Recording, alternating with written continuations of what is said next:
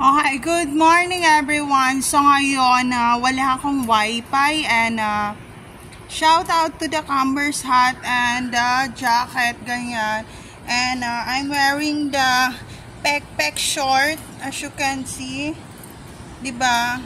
Dito maitim pero dito maputi. Ayan. So ayan, naka-white sneaker, simple shoes lang ako. Maputi yan. Ayan. Ano yun mo? Tingnan mo. So ayun. Ito ang aking outfit. And simple outfit. Mag-upload lang ako sa Cubao ng another video. So ayun lang. So I'm going to show you my outfit right now.